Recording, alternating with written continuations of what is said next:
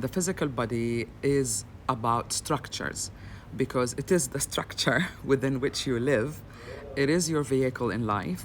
What you do, how you move, the goals you accomplish, your life task all depends on the wellness of your physical body.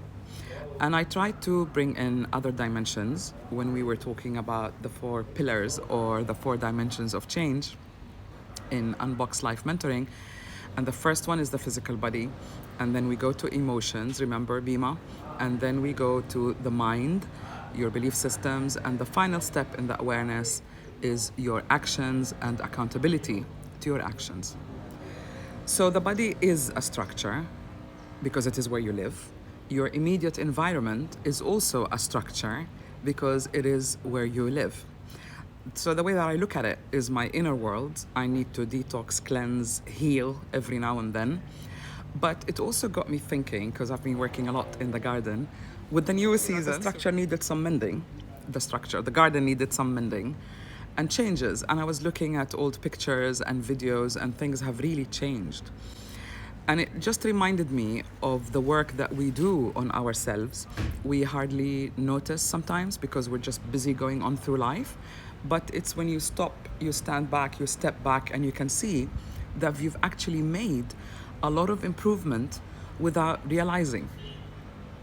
And the shape of the garden now is completely different than 2 years ago when we first moved in here after my beloved husband passed away. And in a sense, I've been pouring all that love into the garden because he really appreciated it and we enjoyed it, and I enjoyed it with my mom in her last few years. We really enjoyed hanging out in the garden, so it means a lot to me.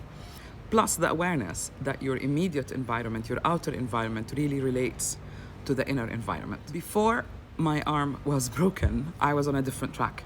I had a list of things to do and I was gonna get them done, and then the arm broke. And it is disabling, but I tried not to let that stop me. So I've learned to write with my left hand. And actually, it's decent left-hand writing. So I don't feel down anymore. That gave me a sense of hope. And okay, I can't do what I intended to do. What can I do now? And this is one of the things that you can ask to stop yourself from spiraling down. Why should we stop ourselves from spiraling down? Because if we do, it takes a lot more effort, a lot more energy, a lot more coaching, a lot more psychology, a lot more shift in mindset to get you back on track and to go to where you want to go. So it's quite important, and this is really resilience, because the essence of resilience is establishing the structures but remaining flexible within that structure. So just in the same way that I needed to change the structure of the garden, I also changed the structure of how I work, how I do my lists. And what reminded me of all of that is a client that I was talking to over Zoom, I think about 2 days ago. I'm just reviewing in my head where we got at, how she's doing, and she's one of the clients who has taken the longer package of mentoring. So it's been really a pleasure to see how her life has changed. And she got stuck and she started to blame herself, what is it that I'm doing wrong? I'm slipping back again, etc.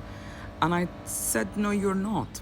You've actually moved, but the structures that you got used to using in the past no longer apply now.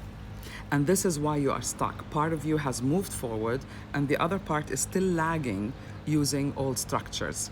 The first step is setting the structure. The second step is you want to make sure that whatever boundaries, structure you've set for yourself, whatever paradigm, that it is flexible.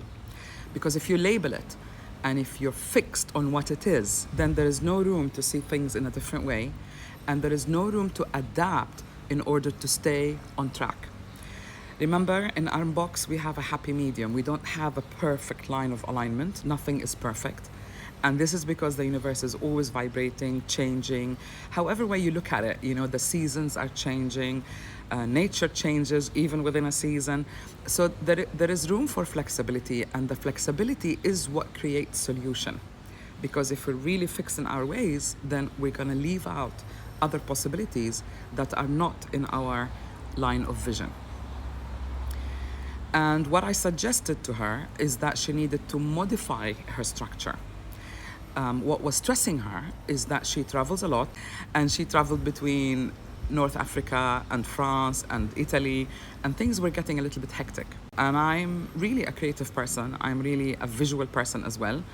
Although my background in engineering is structures and I'm very good with Excel sheets and so on, I found it boring. I just had lists and lists, and it was so overwhelming that I couldn't do anything. So with my left hand, I started writing the things that I was inspired with, the things that I now feel should be done, not necessarily in the past order. And I made sure I used colored stickers, and now I look at them every day, in the morning, last thing at night, during the day.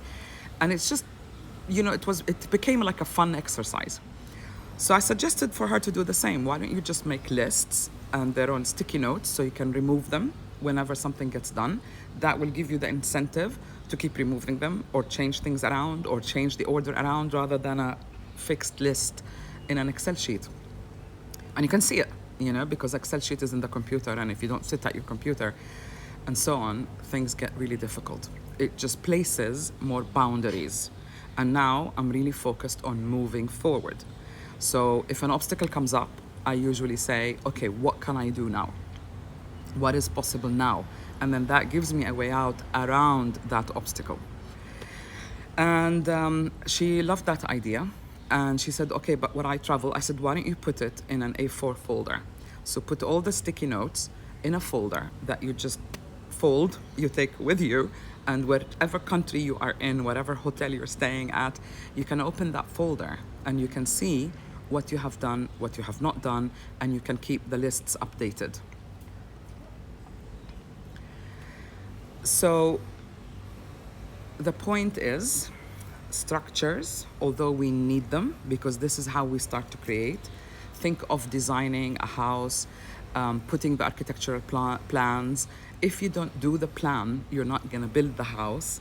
Think about, when you do that, you think about functionality. What is the purpose of each room? In the same way in life, whatever you need to do, it's the same. You need to create that structure, even if it's a product. You need to think about the container, the packaging, etc., and then what goes in and so on. So when you think of structures, also remember that you can revise that structure, you can revise the functionality of a certain room.